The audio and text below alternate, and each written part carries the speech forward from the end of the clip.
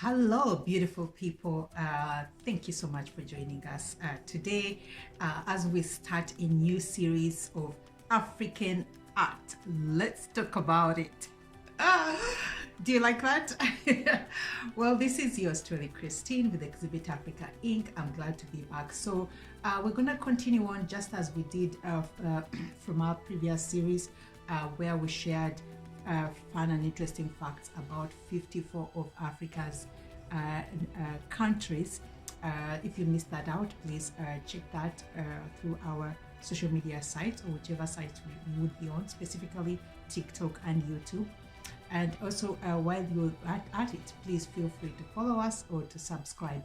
Now, we started Ubuntu Initiative 2 years ago, and through this initiative, we take time to do some research and share some information that relates to the arts culture on the continent of Africa.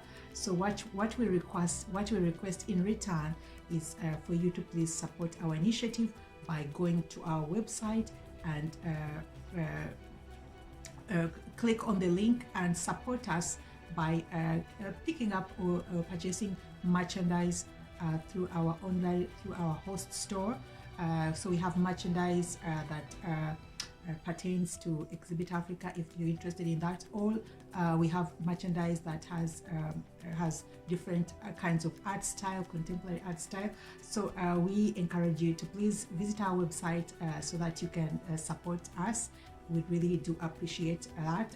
That enables us to put in more time and to bring on more education content that keeps you and I, or you and us, informed. Also, we encourage you to please subscribe. We're trying to reach 1,000 people, followers, subscribers on YouTube channel. So kindly, if you're watching this, kindly go to our YouTube channel and subscribe. So, going back to our new series. So our new series is as I mentioned earlier, is African art. Let's talk about it. So in this series, we're going to be talking about both traditional and African culture, what it represents, what the symbolism, what that means, pre-colonial and post-colonial art on the continent. That's what the series are going to be covering. So if you love art, or you're curious, or you want to find out more about what the African art is all about, please follow this series.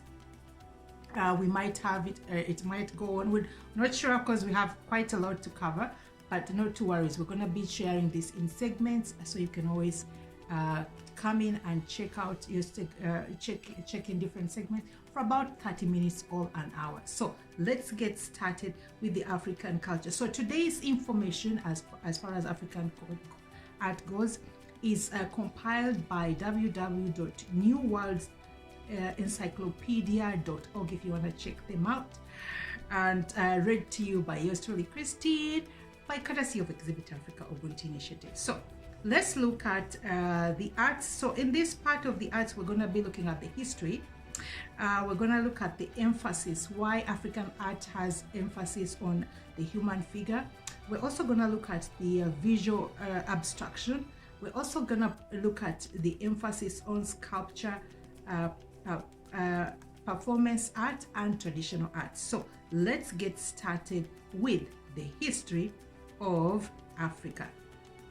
So the arts of Africa constitute one of the most diverse legacies on earth.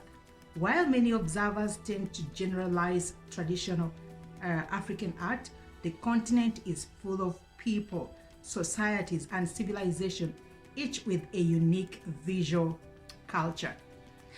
From c. 6000 BCE, rock drawings in Africa have included representations of animals and hunters. From this, the beginning of tribal differentiation, tribal art has become a way of isolating one tribe from another. And tribal art can take the form of scarification to create a design on the skin by means of shallow cuts that are sometimes rubbed with colorant or irritant irritant to enhance the resulting scar tissue. Body painting or sculpture mask used in religious ceremonies. Diversity also appears in separate geographical regions where natural resources controlled the materials used, while tribal power, wealth, or sophistication was responsible for the type of objects produced. Often, African art production has been related to ritual or tribal ceremonies, as well as serving some secular decorative functions. However, it's not always easy to determine the function of a particular work. In many tribes, the artist had a high status, but the artist would not necessarily have the equivalent of the Western fine artist who relied on patronage or marketplace to regulate production. All right, so let's look at the history. In the 19th and 12th centuries, European colonizers discovered African art. It was embraced by modernist artists for its lack of pretension and existing formal qualities. With the westernization of much of African society, traditional art has become commercialized and sold as souvenirs. While in the 1920s, the growth of African art colleges in more modernized sections of Africa has led a number of African artists to adopt Western influences in their work. At the same time, more established African artists have seen the sale price of their work increase as it became the major object of serious artistic consideration. Let's go back a little further back into the history of African art. The origins of African art lie before recorded history. African rock art in the Sahara in the present Niger preserves 6,000-year-old carvings, the earliest known as sculptures, from the Nok culture of Nigeria, made from around 500 BCE. Along the sub-Saharan Africa, the cultural arts of the Western tribes, ancient Egypt artifacts, and indigenous southern crafts also contributed greatly to African art. Often depicting the abundance of surrounding nature, the art was often abstract.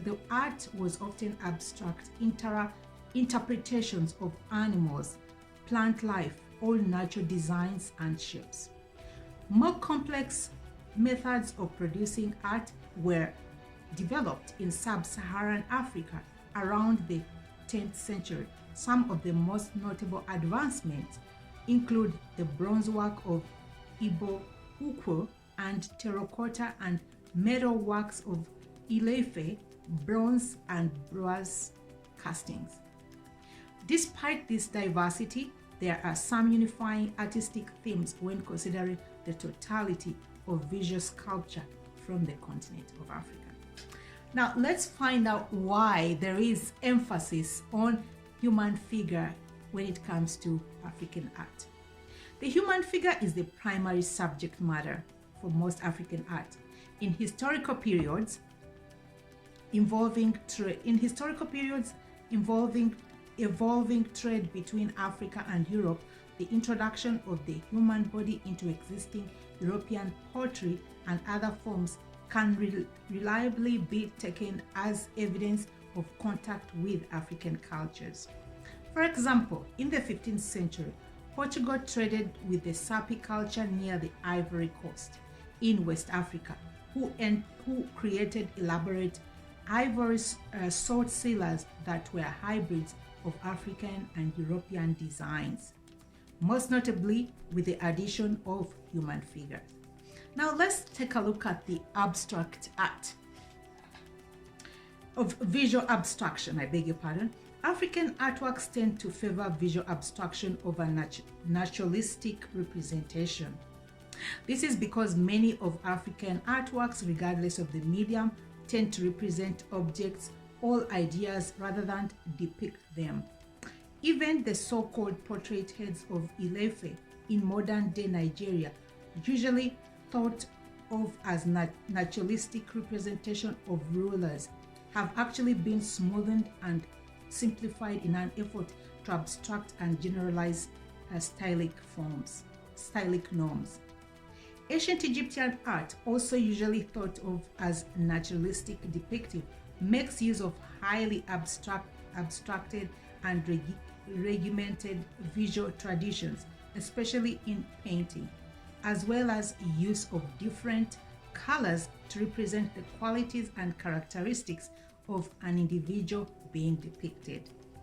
Now, we're gonna check out the emphasis on sculpture. African artists tend to favor three-dimensional artwork over two-dimensional works.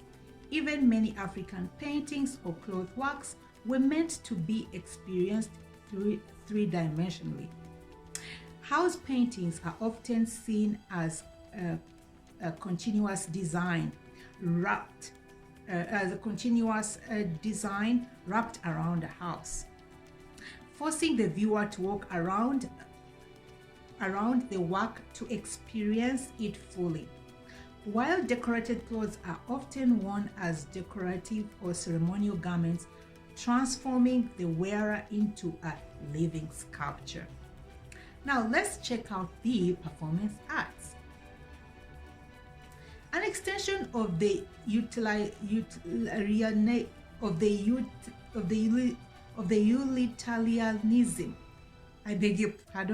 an extension of the utilitarianism and three-dimensionality, an extension of the utilitarianism and three-dimensionality of traditional art is the fact that much of it is crafted for use in performance context rather than in static forms. For example, masks and costumes very often are used in communal ceremonial contexts where they are danced. Most societies in Africa have names for their masks, but the single name incorporates not only the sculpture but also the meanings of the mask, the dance associated with it, and the spirits that reside within. In African thought, the three cannot be differentiated. Let's look at the traditional art. Traditional art describes the most popular and studied forms of African art, which are typically found in museum collections. Wooden masks, which might represent either human or animal, are one of the most commonly found forms of art in Western Africa. In other original contexts, ceremonial masks are often used for celebrations, initiations, crop harvesting, and war preparation. The masks are worn by a chosen or initiated dancer. During the mask ceremony, the dancer often goes into a deep trance, and during this state of mind, he communicates with his ancestors. The masks can be worn in three different ways: vertically covering the face, as he crests resting upon crests rests upon the head, which was commonly covered by material as part of the disguise. African masks often present a spirit, and it was strongly believed that the spirit of the ancestors or the deity possesses the wearer. Most African masks are made with wood and can be decorated with a number of substances, including ivory, animal hair, plant fibers such as raffia, pigments, stones, and semi-precious gems. Statues, usually of wood or ivory, are often inlaid with cowrie shells, metal studs, and nails. Decorative clothing is also commonplace and comprises another large part of African art. Among the most complex of African textiles is the colorful stripe-woven kente cloth of Ghana. Boldly patterned mud cloth is another well-known example. Let's look at the representation survey.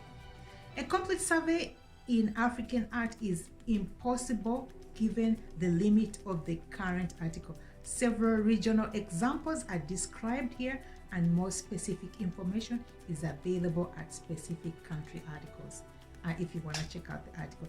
Now let's take a look at Botswana's art. In the northern part of Botswana, tribal women in the villages of Etcha and Gumare are noted for their skill at crafting baskets from makola palm and local dyes.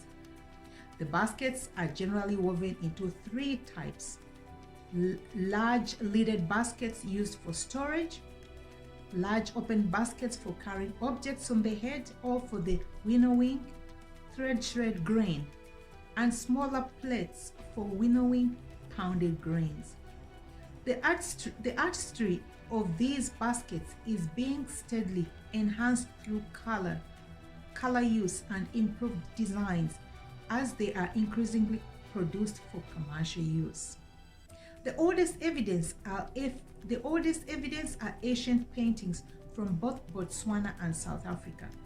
Depictions of hunting both animal and human figures were made from the Quechan Bushmen, dating before civilization over 20,000 years old within the Kalahari Desert. Let's look at the Baumle and Senofo and the Dan people, who are skilled at carving wood, and each sculpture produces wooden masks in wide varieties. The people of the Ivory Coast use masks to represent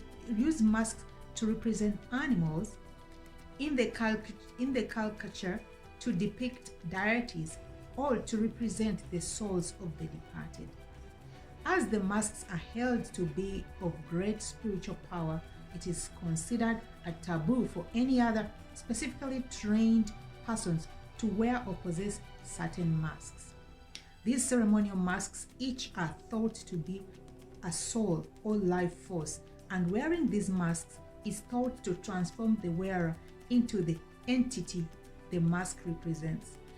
Does this remind you of the movie Mask? I'm kind of wondering whether that whole concept of the movie Mask by Jim Carrey was from this, from the story of African masks. So let's look at Ivory Coast. The Ivory Coast has modern painters and illustrators. Gilbert G. Groud criticizes the ancient beliefs in the black magic as held with the spiritual masks mentioned above in his illustrated book Magie Noir. Now let's look at Tanzania and Mozambique art. The art of the Makonde, an ethnic group in southeast Tanzania and northern Mozambique, is subdivided in different areas. The Makonde are known as master carvers throughout East Africa, and their sanctuary can be found both in tourist markets and in museums. They traditionally carve household objects, figures, and masks. Since the 1950s, the so-called modern Makonde art style has developed, with an essential step being the adoption of abstract figures, mostly spirits, shaitan. They play a role in the genre. The Makonde style is also represented by important contemporary artists of Africa such as George Lilanga. Okay, so let's look at the Egyptian art. Persisting for 3,000 years and 30 dynasties, the official art of ancient Egypt was centered on the state religion of the time. The art ranged from stone carvings to both massive statues and small statuettes. to wall art that depicted both history and mythology. In 2600 BCE, the maturity of Egyptian art carvings reached a peak, which reached a peak it did not reach again for another 1,500 years during the reign of Ramesses II. A lot of the art possesses a certain stiffness, with figures poised upright and rigid in a most regal fashion. Godly proportions also appear to be mathematically derived, giving rise to a sense of fantastic perfection in the figures depicted. This most likely was used to reinforce the godliness of the ruling caste.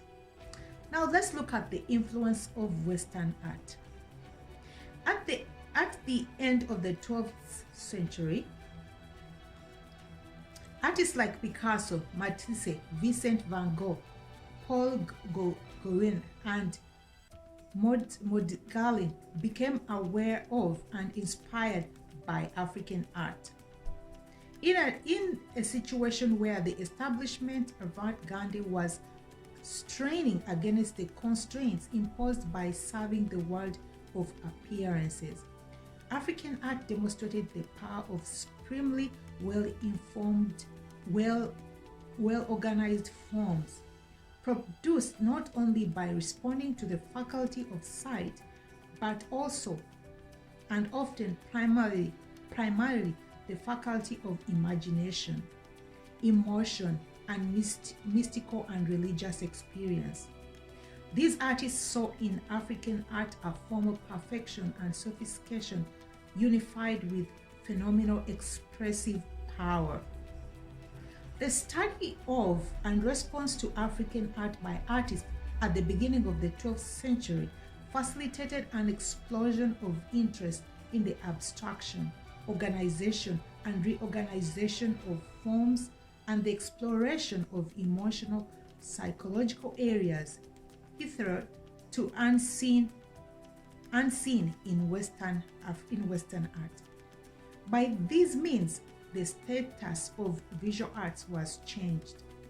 Art ceased to merely and primarily aesthetic, but became also a true medium of philosophic and intellectual discourse, and hence more truly and profoundly aesthetic than ever before. Now let's look at contemporary art. Africa is home to a great and thriving contemporary art culture. This has been sadly understood and understudied until recently due to the scholars and art collectors' emphasis on traditional art. Notable modern artists include Zerihon Migtra, Olu Ogwibe, Lulaiben Hamid, and Bill Bidjoker. Art biennials are held in Dakar, Senegal, and Johannesburg, South Africa. Many contemporary African artists are represented in museum collections, and their art may sell for high prices or at auctions. Despite this, many contemporary African artists, despite this, many African contemporary artists tend to have difficult time finding market for their work. Many contemporary African arts borrow heavily from traditional predecessors. Exhibition of contemporary African art was pioneered by the October Gallery in London and many famous collectors like Jean Pigozzi and Gianni Biauchi in Rome, who taught other art collectors like Oliver Goria, Ngal Dangre, and the secrets of collecting nice and inexpensive works. Searching for African art has become a speedy process thanks to the development of computerized search engines. More exposure comes from the trend of sponsoring African art by banks, including Deutsche Bank, Merrill Lynch, Goldman Sachs, Barclays, and BNP Paribas. Exhibiting artists at the Venice Biennale, held every calendar year, and Documenta have helped the movement that was ready to benefit from the explosion in art pieces at auctions. Modern works are relatively affordable and easy to find. Recently, online video game installation have also taken part in the price action. It's not unreasonable to envisage further positive development thanks to the sponsoring of websites, casinos, and listed companies from South Africa, acting as a hub for all the continent's work. All right, so let's look at the area of influence when it comes to African art. African art has a long, we'll take a break and we'll continue on with part 2. Please join us in part 2. Hello, welcome back to African art. Let's talk about it. Part 2. Now let's look at the area of influence. African art has a long and surprisingly controversial history. Up until recently, the designation African was usually only bestowed on the arts of Black Africa, that is, the culture and people living in sub-Saharan Africa. The non-Black people of North Africa, the Blacks of the Horn of Africa, as well as the art of ancient Egypt, generally were not included under the rubric of African art. Recently, however, there has been a movement among the African art historians and other scholars to include the visual culture of these areas, since all the cultures that produce them in fact are located within the geographical boundaries of the African continent. The reasoning is that by including all the African cultures and their visual culture in African art, the general public will gain a greater understanding of the continent's cultural diversity. Recognizing that there are often a confluence of traditional African, Islamic, and Mediterranean cultures, scholars have concluded that drawing distinct divisions among Islamic, ancient Egypt, and the Mediterranean and traditional African societies makes little sense. Most of the people of the African diaspora prevalent in Brazil and the Caribbean and the southeast United States are now included in the study of African art as products of the African diaspora. All right, so I believe we've come to the end of our first episode of African art. Let's talk about it. This has been read to you by yours truly, Christine, compiled by www.newworldencyclopedia.com if you want to check them out. Brought to you by courtesy of Exhibit Africa Ubuntu Initiative. Please, once again, we want to remind you, if you want to continue enjoying content that we share, which is purposely for educational purpose, which is purposely for education and information, please support us through our Ubuntu initiative by going to our website and checking out some of our merchandise and purchase some. You can actually purchase for the entire family. We have merchandise like lifestyle merchandise, clothing, phone cases. Mention it. Just check out our website, and please do not forget to subscribe if you're watching this on YouTube. Until then, see you as we move on to our next episode of African Art. Let's talk about it. See you then. Take care. Ciao.